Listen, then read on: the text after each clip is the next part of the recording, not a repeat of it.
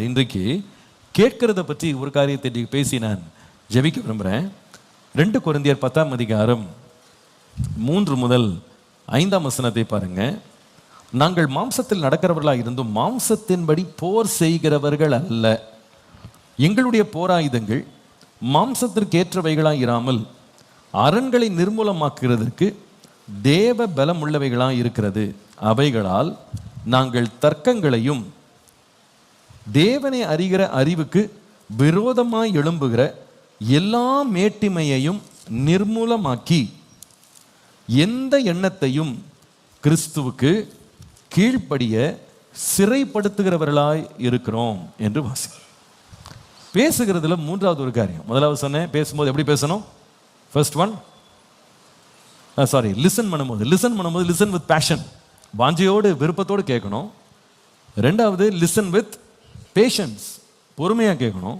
3வது listen with purity in heart, நம்முடைய இருதயத்தில் சுத்தமுள்ளவர்களாக நம்ம கவனிக்கிறவர்களாக இருக்கணும். கவனம் செலுத்தும் போது இருதயம் கரைபட்டு போயிடக்கூடாது. இருதயம் கரைபடுறதுன்னு சொல்லும்போது இருதயத்திலிருந்து எழும்புகிற காரியங்களில் ரொம்ப கேர்ஃபுல்லாக இருக்கணும். இருதயத்திலிருந்து என்ன எழும்புன்னா, இயேசு சொன்னார், மனுஷனுடைய இருதயத்திலிருந்து பொல்லாங்கான சிந்தனைகள், கோபங்கள், வைராக்கியங்கள், கொலைபாதகங்கள் எல்லாம் மனுஷனுடைய இருதயத்திலிருந்து புறப்பட்டு அவனை என்ன செய்யும்? தீட்டுப்படுத்தும். இதில் நம்ம ரொம்ப எச்சரிப்பாக இருக்கணும். கவனிச்சுட்டு இருக்கும் போதே கோபம் எழும்பிடக்கூடாது, வைராக்கியம் எழும்பிடக்கூடாது, கசப்பு எழும்பிடக்கூடாது, கொலைபாதகத்துக்கு ஏதுவான காரியங்கள் எழும்பிடக்கூடாது. ஒருவர் பேசும்போது கவனித்து கொண்டிருக்கும் போதே நமக்குள்ள வைராக்கியங்கள், கோபங்கள் எழும்பிடாம நம்ம ஆண்டவருக்குள்ள நம்மளை காத்துக்கொள்ளணும். அதான் அவர் சொல்லுகிறார், எங்களுடைய போராயுதங்கள்லாம் பார்த்தீங்கன்னா மாம்சத்திற்கு ஏற்றவைகளா இல்லை, அரண்களை நிர்மூலமாக்குற தேவ வல்லமை உள்ளதா இருக்கிறது. நாங்கள் அதனால அரண்களை எல்லாம் நிர்மூலம் பண்றோம் அப்படின்னு சொல்றாரு. நம்முடைய ஆயுதங்களை மாம்சத்திற்கு ஏத விதமாக மாற்றிடக்கூடாது. டிஃபென்சிவா நம்ம அஃபென்சிவா சில தடவை நம்ம எடுக்கிற காரியங்கள் கூட மாம்சத்துக்கு ஏத விதமாக உடனே அது ரியாக்ட் பண்ணக்கூடாது. ஆனால் பொதுவாகவே பிசாசானவன் நம்மளை மாம்சத்தில் ரியாக்ட் பண்ணுறதுக்கு தான் உடனே நம்மளை தூண்டுவான். உங்களுக்கு தெரியும், ஆபேலும் காயினும் 2 பேர் பேசிக்கிட்டே போனாங்க. திடீர்னு காயினுக்கு என்ன வந்தது? கோபம் மூண்டது. தன்னுடைய சொந்த சகோதரனை பேச்சு நடந்துட்டு இருக்கும்போது என்ன செய்தானா? கொன்று போட்டான். நிறைய வேளையில் நிறைய பேருக்கு அடி விழுந்தது, விழுந்ததெல்லாம் பேச்சு நடக்கும் போதே தான். பேசிகிட்டு இருந்தா நல்லங்க பேசிகிட்டு இருந்தாரு, திடீர்னு போட்டால் உதச்சாரு, அடிச்சாருன்னு. அந்த நேரம் அந்த மாம்சத்தில் கிரியை செய்யறதுக்கு ஏற்படுகிற தூண்டுதல்களை நம்ம கட்டுப்படுத்துறதுக்கு கர்த்தர்ட்ட என்ன பண்ணணும்? கிருபை நம்ம கேட்கணும். சில பேர் வீடுகளில் பேச்சு நடந்துகிட்டே இருக்கும், திடீர்னு தட்டு பறக்கும், ஃப்ளையிங் சாசர் மாதிரி. கடைசியில் வாய்க்கு சாம்பார் வச்சா செவுறு தான் சாம்பார் சாப்பிட்டுக்கிட்டு இருக்கும். எல்லாம் செவுரெல்லாம் சாம்பார், செருவெல்லாம் கூட்டு பொரியல் எல்லாம் இருக்கும், செவுத்துல எல்லாம் அடையாளங்களாக இருக்கும். அப்படி நம்ம அவ்வளோ கோவப்பட வேண்டிய அவசியம் இல்லை. சில பேர் இன்னும் ரொம்ப கொடூரமானலாம் தவறு செஞ்சுருக்கிறாங்க. சுடு தண்ணியை கொண்டு தலை மேலே ஊற்றுறது, இந்த மாதிரிலாம் பண்ணியிருக்காங்க. இதெல்லாம் ஐடியாஸ் கொடுக்குறேன்னு நினைக்காதீங்க. தெரியாது ஃபஸ்ட் இப்படி கூட இருக்கா அப்படின்னு யோசிக்காதீங்க. இதெல்லாம் ஏன் சொல்கிறேன்னா, நம்ம ரொம்ப கோபத்தில் என்ன செய்கிறோன்னே சில பேருக்கு தெரியாமல் கட்டுக்கடங்காமல் போயிடுவாங்க. அப்படி பண்ணாதீங்க. நம்ம குடும்பத்தை பொறுமையாக நடத்தணும். பொறுமையாக ஒருத்தர் பேசும்போது கவனிக்கணும். நம்ம சொல்லும்போது நம்முடைய அந்த பொறுமையில் நம்ம பரிசுத்தம் உள்ளவர்களாக இருக்கணும். வேதம் சொல்வது, கோபம் கொண்டாலும் பாவம் செய்யாதிருங்க, பிசாசுக்கு இடம் கொடாமலும் இருங்கள் அப்படின்னு போட்டிருக்கு. யாக்கோபு எழுதும்போது ரொம்ப அருமையாக சொல்லுவார். யாக்கோபின் நிருபம், ஜேம்ஸ் சாப்டர் 3 3ஆம் அதிகாரத்தை பார்க்கும் பொழுது அவர் சொல்லுகிறாரு, 2ஆம் வசனம் பாருங்க. 3ஆம் அதிகாரத்தின் 2ஆம் வசனத்தில், நாம் எல்லாரும் அநேக விஷயங்களில் தவறுகிறோம். ஒருவன் சொல் தவறாதவனானால் அவன் பூரண புருஷனும் தன் சரீரம் முழுவதையும் கடிவாளத்தினாலே அடக்கி ஆளக்கூடியவனுமாய் இருக்கிறான். சொல் தவறாதவனா இருக்கணும். அதான் நிறைய காரியங்களை தவறுறோம். ஆனால் ரொம்ப ஜாக்கிரதையா இருக்க வேண்டியதுல என்னன்னா, இந்த நாக்கில் தான் ரொம்ப ஜாக்கிரதையா இருக்கணும். சொல்லிட்டு அவர் உடனே என்ன பண்றாரு பாருங்க. 3ஆம் வசனத்துல அவர் சொல்லுறாரு, குதிரைகளை பத்தி பேசுறாரு. சொல்ல, குதிரைகள் என்ன செய்தான்? நமக்கு கீழ்ப்படியும்படி அவைகள் வாய்களில் என்ன பண்றோம்? கடிவாளம் போட்டு அவைகளுடைய முழு சரீரத்தையும் திருப்பி நடத்துகிறோம் சொல்லிட்டு 4ஆம் வசனத்துல கப்பல்களை பற்றி பேசுறாரு. கப்பல்கள் பாருங்க, எவ்வளோ பெருசா இருந்து மகா பெரிய கடல் அது பயணம் பண்ணாலும் சின்ன சுக்கான் வைத்து அந்த பெரிய கப்பலை திருப்பி முழுவதும் அந்த கப்பலுடைய நடவடிக்கையை, பிரயாணத்தை ஆளுகை செய்கிறாங்க அப்படின்னு சொல்லிட்டு இப்போ சொல்றாரு 5ஆம் வசனத்துல, அப்படியே நாவானதும் சிறிய அவயவமா இருந்தாலும் பெருமையானவைகளை என்ன பண்ணிடும்? பேசிரும். சிறிய நெருப்பு சிறிய நெருப்பு பெரிய காட்டை கொளுத்தி போட்டுரும்.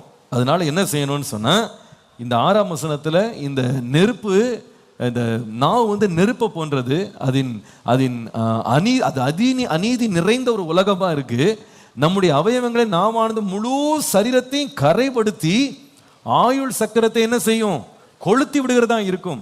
நாம் நரக அக்கினியினால் கொளுத்தி விடப்படுகிறதாயும் அது இருக்கிறதுன்னு சொல்லிட்டு அவர் கடைசியில் அவர் சொல்லுகிறார். 9ஆம் வசனத்தை பாருங்களேன். அதுல சொல்லுகிறாரு, எப்படி இது முடியுது? ஒரே நாவினால நம்ம பிதாவாகிய தேவனை துதிக்கிறோம், தேவனுடைய சாயலில் உண்டாக்கப்பட்ட மனுஷரை அதனாலே என்ன பண்றோம் சொல்லிட்டு, இது எப்படி இது சரியா? இது இந்த நாவை வச்சு நீங்க தேவனையும் துதிக்கிறீங்க, பாட்டு பாடுறீங்க, ஆராதிக்கிறீங்க. ஆனா அதே நாவை வச்சு ஒருத்தர் என்ன பண்ணிக்கிறீங்க? சகிச்சுக்கிறீங்க, சண்டை போடுறீங்க, வாக்குவாதம் பண்றீங்க. சரியா இது?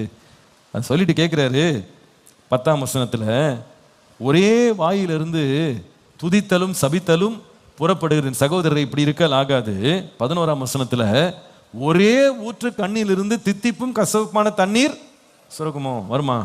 ஒரே ஊற்றுல இருந்து 2 தண்ணி வருமா? வராதுல்ல. நம்முடைய நாவிலையும் அப்படி வரக்கூடாது. நம்ம பேசும்போது கர்த்தரை துதிக்கிற அந்த நாவினால் என்ன செய்யக்கூடாது? சபிக்கக்கூடாது.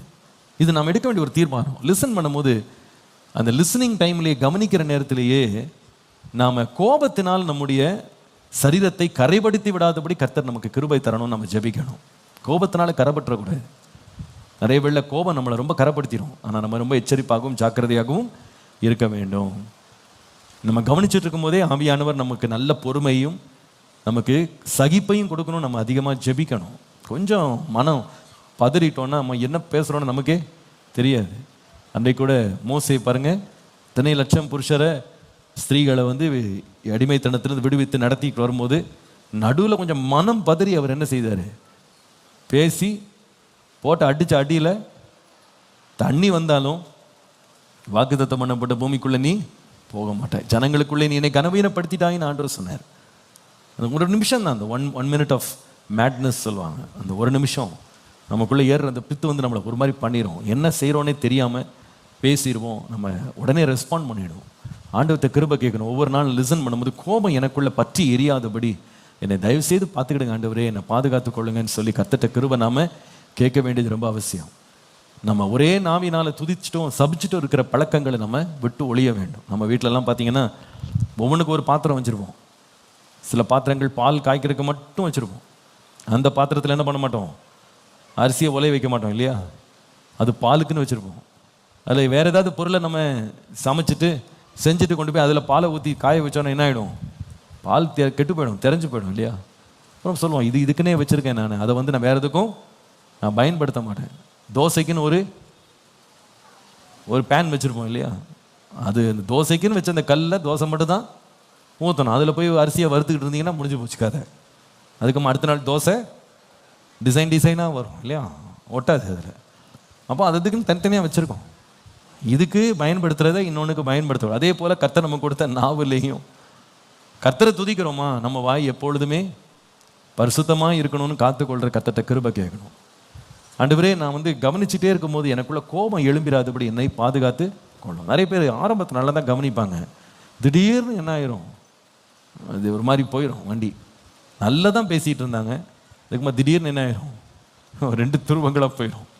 சில வேளையில் நம்ம வீடுகளில் கூட 2 பிள்ளைங்களை விளையாட விட்டுட்டு நம்ம வேறு ஏதாவது வேலையை பார்த்துட்டு இருப்போம். திடீர்னு ஒன்று அழுதுட்டு ஓடி வரும், பார்த்துருக்கீங்களா? ஆச்சிட்டான் அப்படின்னு ஓடி வரும். நல்லா தான் பேசிகிட்டு இருந்தானுங்க, நல்லா தான் விளையாடிட்டு இருந்தானுங்க, நல்லா கொஞ்சிக்கிட்டு இருந்தாங்க, நல்லா பேசிக்கிட்டு தான் இருந்தாங்க. திடீர்னு பார்த்தா பொறுமை இழந்து போய் ஒருத்தன் போட்டான், ஒரு போடு தலைமையிலே போட்டான். சில பேர் அந்த ஏதோ வச்சு விளையாடிட்டு இருந்தால் ஒருத்தன் கவுத்தி விட்டு போயிடுவான். நல்லா தான் இருந்து விளையாடிட்டு நல்லா தான் ஆரம்பித்தாங்க. ஆனால் அந்த பாதியில் என்ன ஆயிடுச்சு, பொறுமை அவங்கள விட்டு போயிடுச்சு. அதன் விளைவு என்னன்னு கேட்டால் அந்த உறவு என்ன ஆகிடும், முறிஞ்சு போயிடும். ஒன்று அடிச்சுக்கிட்டு இருப்பாங்க. அப்படி கிடையாது. சரியா வேலை சபைகளில் கூட பார்த்துருக்கேன், அப்படியே ஒட்டும் உரமாக நகமும் சதயமாக அப்படியே சில பேர் ஒட்டு உறவாடிட்டு இருப்பாங்க. பார்க்கும்போது ஜோம் பண்ணிக்கிட்டோம், ஆண்டவரே வருக வரைக்கும் இதே மாதிரி இருக்கட்டும்ப்பா அப்படின்னு ஜெபிச்சுக்கிற வேண்டியதுதான். பயமாக இருக்குது. இவங்க காண்பிக்கிற அன்பும் பாசமும் உருகிறதையும் பார்த்தா, ஆண்டவா உருகி கரைஞ்சி கீழே விழுந்துடக்கூடாது, ஜாக்கிரதையா கடைசி வரைக்கும் இந்த அன்பை காத்துக்கொள்ள கிருபத்தாரும் அப்படின்னு. சில பேர் இது ரொம்பவும் ஐக்கியம், ரொம்ப ஒருமானம், ஒற்றுமை அப்படியே இருந்துட்டு கடைசியில் பார்த்தா நீ உட்கார்ற இடத்துல நான் உட்கார மாட்டேன், நீ ஆவடிக்கு வர நான் சேப்பலுக்கு போகிறேன், அந்த மாதிரி ஓடின ஆட்கள்லாம் இருக்காங்க. இது வேற வசதியாக போச்சு. நீ ஃபர்ஸ்ட் சர்வீஸ் வந்தா நான் ஃபோர்த் சர்வீஸ் வரேன், உன் வாடகை இந்த பக்கம் படக்கூடாது அப்படின்னு. என்னன்னா நல்லா தான் ஆரம்பிச்சது, நல்லா தான் ஐக்கியமாக தான் இருந்தாங்க, நல்ல ஒருமனமாக தான் இருந்தாங்க. பாதியில் கொஞ்சம் பொறுமை இழந்துட்டாங்க. ஒரு வார்த்தைக்கு ஒருத்தருக்கு சூடு ஏறிடுச்சு, அவ்வளோதான். ஒருத்தர் பார்க்க கூட மாட்டோம், பேச மாட்டோம். ஃபேமிலி ஃபெலோஷிப்போட நான் பார்த்துருக்கேன். திடீர்னு ஒருத்தர் வருவார், பாஸ்டர் இனிமேல் இந்த குரூப்புக்கே நான் வரமாட்டேன், வேற குரூப்பில் மாற்றி விடுங்க. எந்த குரூப்பில் ஒன்று போடுறது, எல்லாம் ஒரே ஆள் தான், எங்கே போனாலும் மனுஷன் தான். அங்கே மட்டும் குரங்கு கூட்டமாக இருக்குது, எல்லாம் ஒரே மனுஷன் தான். இங்கே கொஞ்ச நாள் இருக்க நல்லா இருக்கு, அந்த இடத்துல சகிப்பை பழகிக்கணும். சிஸ்டர் அப்படி சொல்லிட்டாங்க, பிரதர் அப்படி சொல்லிட்டாரு, அவங்க எனக்கு 2 பீஸ் ஜாஸ்தியாக போட்டாங்க, அவங்களுக்கு கம்மியாக போட்டாங்க, எனக்கு காப்பியில் பால் ஊற்றலை, எனக்கு சக்கரை போடலை, இதையாவது ஒன்று சொல்லி ஒரு பிரச்சனை ஆரம்பிச்சும் போது அப்பா என்ன அன்பு, ஐக்கியம், ஃபோட்டோ, என்ன செல்ஃபி எல்லாம் நல்லா தான் ஆரம்பிக்குது. கொஞ்ச நாளில் என்ன ஆகிடுது, அந்த சகிப்பும் பொறுமையும் இல்லாததுனால ஒருவரோட ஒரு பேச்சுவார்த்தையே இல்லாமல் போயிடுது பாருங்க. அப்படியே இல்லை, இந்த பொறுமையை காத்துக்கொள்வது ரொம்ப ரொம்ப முக்கியம். நம்ம அன்பு, நம்ம பாசங்கள், நம்முடைய ஒருமனெல்லாம் நம்ம ஒருத்தர் பேசி பழகிட்டு இருக்கும் போது பிசாசானவன் உள்ள களைகளை விதைத்து விடாதபடி நம்ம ரொம்ப எச்சரிப்பாக நம்மளை காத்துக்கொள்ளணும். அல்லேலூயா. நான் எப்பவுமே இந்த திருமணத்துக்கு முன்னால் நான் பொதுவாக இப்போ பிள்ளைங்கிட்ட சொல்கிறது, நீங்கள் ஒருத்தர் பேசுங்க, ஒருத்தர் புரிஞ்சு கொள்வது ரொம்ப நல்லது. ஏன்னா முந்தின நாட்கள்லாம் இத்தனை காரியங்கள் இவ்வளோ காம்ப்ளிகேட்டடாக லைஃப் இல்லை, அவ்வளோ கிடையாது. இப்போ ரொம்ப காம்ப்ளிகேட் ஆகிடுச்சு, லைஃப் ரொம்ப காம்ப்ளிகேட் ஆகிடுச்சு. முன்னால் கணவன் ஒருத்தர் தான் வேலைக்கு போகிற, மனைவிக்கு கரெக்டான டியூட்டி இருக்கும். இப்போ அப்படி இல்லை, 2 பேருக்கும் டியூட்டி இருக்குது, 2 பேரும் வேலை செய்கிறாங்க, 2 பேரும் கெரியர் வச்சுருக்காங்க, 2 பேரும் வித்தியாசமான எண்ணங்கள் இருக்காங்க. நீங்கள் 2 பேரும் புரிஞ்சுக்கிறதுக்கு ஒருத்தர் பேசுங்கன்னு சொல்லுவேன். ஆனால் ஒரு எச்சரிப்பான வார்த்தையும் சொல்லிடுவேன், நீங்கள் என்ன பேசினாலும், ஒருத்தர் என்ன கலந்துரையாடினாலும், எவ்வளோ நேரம் நீங்கள் ஃபோனில் பேசினாலும் முடியும் போது ஜெபம் இல்லாமல் முடிக்காதீங்க, எல்லாத்தையும் ஜெபத்தோடு முடிங்க. அப்போ தான் அதில் ஒரு சமாதானம் உண்டாகும். ஒருவேளை 2 பேரும் நீங்கள் பேசுகிற காரியங்களை ஒத்துக்கொள்ளாமல் போனால் கூட அதுக்காக நீங்கள் ஒரு ஜெபம் பண்ணுங்க, ஆண்டவரே இந்த காரியத்தை உங்களுடைய கரத்தில் நாங்கள் வைக்கிறோம் அப்படின்னு தேவ சமூகத்தில் ஒப்பு கொடுத்து கர்த்தரதில் தலையிட நம்ம இடம் கொடுக்கும்போது பாருங்க, எழுந்து போகும்போது அந்த பேச்சை முடிக்கும்போது, அந்த உரையாடலை முடிக்கும்போது கசப்பு இல்லாமல், வேதனை இல்லாமல் நம்ம முடிக்கிறதுக்கு அது வசதியாக இருக்கும். நான் வீடுகளில் கூட அன்பாக சொல்கிறேன், கணவன் மனைவிக்குள்ள எத்தனையோ காரியங்களை பற்றி டிஸ்கஷன்ஸ் நடக்கலாம், எத்தனையோ காரியங்கள் நீங்கள் ஒருத்தர் கலந்து ஆலோசித்து பேசுறது வீடுகளில் நடக்கலாம். ஆனால் அந்த கலந்து ஆலோசித்து பேசுகிற முடிவில் ஏதாவது ஒரு கசப்போ, ஒரு கோபமோ, வைராக்கியமோ உள்ள எழும்புற மாதிரி ஃபீல் பண்ணிட்டீங்கன்னா அப்படியே அதை பட்டு நிறுத்திட்டு போய் படுக்க போயிடாதீங்க. அதுக்கு பதிலாக சரி ஒரு ஜெபம் பண்ணிடுவோமா அப்படின்னு தேவனுடைய இரக்கத்தை கேளுங்க. அந்த இடத்துல பிலிப்பியர் 4ஆம் அதிகாரம் 6-7 வசனங்கள் சொன்னீங்க. ஒன்று கவலைப்படாதீங்க, எல்லாவற்றை குறித்தும் உங்கள் விண்ணப்பங்களை ஸ்தோத்திரத்தோடு கூடிய ஜெபத்தினாலும் வேண்டுதலினாலும் தேவனுக்கு தெரியப்படுத்துங்க, அப்பொழுது எல்லா புத்திக்கும் மேலான தேவ சமாதானம் உங்கள் இருதயங்களையும் சிந்தனைகளையும் கிறிஸ்து இயேசுக்குள்ளாக என்ன செய்யும், காத்துக்கொள்ளும். அப்போ நம்முடைய மனத்தாங்கல்கள், நம்முடைய ஒவ்வாமைகள், நம்முடைய எண்ணங்களில் மாற்று கருத்துக்கள்லாம் வரும்போது அதை கர்த்தர்ட்ட ஒப்பு கொடுக்கும்போது சமாதானத்தின் தேவன் என்ன செய்வார்னா நம்மை முற்றிலும் பரிசுத்தப்படுத்துவார். அல்லேலூயா.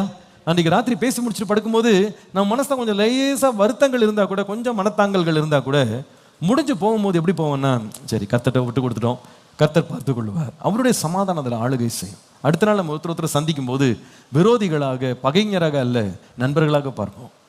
நான் நேற்றுக்கு முடிஞ்சு போச்சு, விடுங்க பரவாயில்ல, ஒரு ஜெபத்தோடு முடிச்சு பாருங்களேன். இது வரைக்கும் நீங்கள் அதை ட்ரை பண்ணி பாருங்கள். ரொம்ப சூடாகிடுச்சு கான்வர்சேஷன், ரொம்ப வேதனையாக, ரொம்ப பிரச்சனையாக, போராட்டமாக கான்வர்சேஷன் முடிஞ்சிருச்சு அப்படின்னா அது முடியும் போது ஒரு ஜெபம் பண்ணி முடிச்சிடலாமா, உங்களுக்காக நான் ஜெபம் பண்ணுறேன், எனக்கா நீங்கள் ஜெபம் பண்ணுங்கன்னு ஒரு ஜெபம் பண்ணி முடிச்சு பாருங்கள். அந்த கான்வர்சேஷன் முடிவில் என்னதான் நம்ம கசப்புகள், என்னதான் விரும்பாத காரியங்கள்லாம் மனசில் நின்னா கூட முடியும் போது ஒரு பெரிய சமாதானம் உள்ளத்தில் இருக்கும். கர்த்தர்ட்ட விட்டுட்டேன், கர்த்தர் யுத்தங்களை பார்த்து கொள்வார்.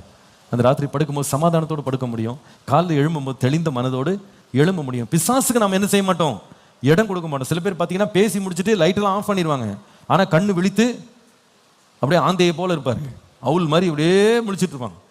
அந்த கண்ணை திறந்துட்டு அவங்க அப்பா போடுற எண்ணங்கள் பார்த்தீங்கன்னா அப்பா என்னென்னமோ எண்ணங்கள் வரும். சில பேருக்கு திடீர்னு ஓடிடலான்ற மாதிரி இருக்கும், சில பேர் பக்கத்தில் கொண்டு போடலான் இருக்கும், செய்ய மாட்டாங்க. சொல்கிறேன், ஏன்டா கல்யாணம் பண்ணோம், இதுதான் எங்கள் அப்பா அப்பமே சொன்னார், வேணான்னாரு, தெரியாதனமாக கல்யாணம் பண்ணிட்டேன். என்னென்ன எண்ணங்கள் உள்ள ஓடும் தெரியுமா? என்ன செய்யலாம், நான் எங்கள் அம்மா வீட்டுக்கு போகலாமா, அப்பா வீட்டுக்கு போகலாமா, எங்கே போகலாம், என்ன செய்யலாம், எண்ணங்கள் இஷ்டத்துக்கு ஓட ஆரம்பிச்சிடும். அந்த ராத்திரியே நிறைய பேர் சில தவறான முடிவுகள்லாம் என்ன பண்ணுவாங்க, அடுத்த நாள் காலையில் நிறைய பேர் பேசவே மாட்டாங்க. அந்த பேச்சை திரும்ப ஆரம்பிக்கிறதுக்கு 6 மாதம் ஆகும். அதுக்குள்ளே குடும்பமே என்ன ஆகிடும், சின்ன பின்னமாக போயிடும். ஆனால் அதே வேளையில் படுக்கிறதுக்கு முன்னால் 2 பேரும் ஒருமித்து ஜெபித்து பாருங்க, அந்த ராத்திரியை கர்த்தர் பெரிய சமாதானத்தை தருவார். அல்லேலூயா. குழப்பமான சூழ்நிலைகளில் கூட தேவனுடைய ஆறுதலும் சமாதானம் வழிநடத்தல் நம்மை நடத்தும். ஒரு நாள் இரவு யோசேப்பு என்கிற அந்த இயேசுவினுடைய தகப்பன் ரொம்ப கவலையோடு அவன் படுத்திருந்தான். தன் மனைவியை ரகசியமாய் தள்ளிவிடலாம் அப்படின்ற ஒரு எண்ணத்தோடு படுத்திருந்தான். ஆனால் ராத்திரியில தேவதூதன் அவனுக்கு தோன்றி, யோசேப்பே, உன் மனைவியாகிய மரியாளை நீ சேர்த்து கொள்றதுக்கு ஐயப்படாதே, அவளிடத்தில் உண்டாயிருக்கிறது தேவகுமாரனாக இருக்கிறது, பரிசுத்த ஆவியினால் உண்டாயிருக்கிறது அப்படின்னு சொல்லி கர்த்தருடைய பிரசன்னம் அவன் வாழ்க்கையில, அவனுடைய வார்த்தை, தேவனுடைய வார்த்தை வெளிப்பட்டதுனால பாருங்க, காலையில் எழுந்த உடனே நித்திரை தெளிந்து அவன் எழுந்தபோது தன் மனைவியை தன்னை சேர்த்து கொண்டு, அந்த மரியாளை சேர்த்து கொண்டு அவளை தன் மனைவியாக்கி கொண்டான். இவ்வளோ பெரிய பிரச்சனை போராட்டத்தில் கூட சமாதானமாக 2 பேரும் ஒன்றா பயணம் பண்ணாங்க. நம்ம வாழ்க்கையில் தேவ பிரசன்னத்தை நம்ம விரும்பி கேட்டு, நம்முடைய பிரச்சனைகள் போராட்டங்களில் நமக்கு வந்த மனத்தாங்கல்கள், நமக்கு வந்த மன கஷ்டங்களில் பிசாசுக்கு இடம் கொடுத்து நம்முடைய பிரச்சனைகளை நம்ம காம்ப்ளிகேட் பண்ணாமல் இருக்கிறது ரொம்ப முக்கியம். நீங்கள் நிறைய பாருங்க நிறைய சண்டைகள், நிறைய பிரிவினைகள்லாம் நீங்கள் போய் ஆராய்ச்சி பண்ணிப்பேன். நானும் நிறைய பிரச்சனைகள்லாம் கையாளுறேன். அதெல்லாம் நான் உங்களுக்கு கவுன்சிலிங்லாம் உட்காந்து பார்த்தீங்கன்னா தமிழில் சொல்லுவாங்க பாருங்கள், உரிக்க வெங்காயம் தான், ஒன்றுமே கிடையாது. இதுக்கு நம்ம நேரம் 2 மணி நேரம் போயிடும். இதில் உட்காந்துருக்கிறாள் சொல்லுவாங்க, பாஸ்டர் நான் சொல்கிறது கொஞ்சம் கேட்குறீங்களா? சரி சொல்லுமா, உனக்கு என்னம்மா சொல்லணும், நீ சொல்லம்மா. 1 மணி நேரம் கதை ஓடும். இதை முடியும் போது பாதியில் எனக்கே தூக்கம் வந்துடும். இதுதானா, இதுக்கா நீங்கள் இவ்வளோ பேர், இவ்வளோ இதில் வேறு சில பேர் வெளியில் ஒரு 10 பேர் வர உட்காந்துருப்பாங்க, அடியாள் மாதிரி. அவங்க மாமா மச்சான் சித்தப்பா எல்லாரையும் கூட்டு பெரிய படையை திரட்டிட்டு வெளியே உட்காந்துருப்பாங்க. இந்த பையனும் அவர் ஒரு 10 பேரை கூட்டு அவர் ஆஃபீஸில் வெளியே உட்காந்து, நான் உள்ள என்ன ஆண்டவரே வெளியே அடித்தடி கலட்டாத மண்டை கண்ட உடையாமல் ஆண்டவரே பாதுகாத்து கொள்ளும் அப்படின்னு ஜெபிக்க வேண்டியிருக்கு. இவங்களை விசாரிச்சு என்ன நடந்துச்சுன்னு கேட்டால் ஒன்றுமே இருக்காது, ஒரு விஷயம் இருக்காது. சின்ன வார்த்தை, சின்ன ஒரு செய்கை, ஐயோ இன்னைக்கு பூதாகாரமாக வெடித்து 2 பேரும் ஒன்றா வாழவே முடியாது அப்படின்ற மாதிரி. டீ சூடு பண்ணதுல பிரச்சனை, தோசை தீஞ்சு போச்சான் அதுக்கு பிரச்சனை, இந்த சின்ன சின்ன பிரச்சனை. ஆனா அதுல ஆரம்பிச்ச பேச்சு இன்னைக்கு எந்த அளவுக்கு போயிடுச்சுன்னு கேட்டீங்கன்னா, ஐயோ இன்னைக்கு 2 பேருமே ஒன்னா வாழ முடியாத அளவு பிரிஞ்சு போய் நிற்கிறாங்க. அன்றைக்கு ராத்திரியிலே ஆண்டவருடைய தயவை கேட்டிருந்து, ஆண்டவரே எனக்கு வந்த இந்த கோபம், இந்த வருத்தங்களை என்னை விட்டு நீங்கள் விளக்கிருங்க அப்படின்னு ஆண்டவர்கிட்ட கிருபை கேட்டிருந்தா நிச்சயமாக அன்றைக்கி ராத்திரியே ஆண்டவர் சமாதானம் பண்ணி எடுத்துன்னு போயிருப்பார். ஆனால் அந்த சின்ன காரியத்தில் அவங்க உட்காந்துருக்கிற அந்த சின்ன ஒரு வேர் பாருங்க, கசப்பின் வேர், அதை விட்டதுனால, விசாசிக்கு இடம் கொடுத்ததுனால இங்கே எவ்வளோ பெரிய பிரச்சனை ஆகி போச்சு தெரியுமா? அந்த ஒரு சின்ன காரியத்தோட அதுக்கப்புறமா எல்லாத்தையும் ஒன்றா சேர்த்து கூட்டி சேர்த்து உறவை கொண்டாடி மற்ற பிரச்சனைகளை ஒன்றா சேர்ந்து கலந்து சர்பத்து போட்டு முடித்த பிறகு பார்த்தீங்கன்னா விஷமா மாறிடும். இன்றைக்கி நிறைய குடும்பங்கள் அப்படி தான் போயிடுச்சு. ஆனால் அந்த சின்ன காரியங்கள்லேயே அந்த வருத்தங்கள் வருதா, கோபம் வருதா, பிசாசுக்கு உடங்கூடாமல் தேவனுடைய அனுக்கிரகத்தை கேட்டு பாருங்க, புத்தி கேட்டாத பெரிய சமாதானத்தை கர்த்தர் தருவார். நான் சொல்லுகிறது ஆமீன் என்று சொல்ல எத்தனை பேர் ஆமோதிப்பீங்க? அல்லேலூயா. ஆண்டவரே அப்படி பொறுமையாக கேட்குறதுக்கு எனக்கு கிருபை தாரும். நான் கேட்கும்போது இருதயத்தில் கரைபடியாமல் பரிசுத்தத்தோடு கேட்க எனக்கு அந்த மாதிரி ஒரு லிசனிங் ஹேபிட் எனக்கு தாங்க. Help me to listen with purity of heart. நான் கேட்டு முடித்த பிறகு என் மனசு கரைப்பட்டு, என் இருதயம் புண்பட்டு, பாவத்திற்கும் துர்குணத்துக்கும் நான் ஏவப்படாதபடி பரிசுத்தத்தோடு என்னுடைய கவனம் செலுத்துதல் இருக்க எனக்கு கிருபை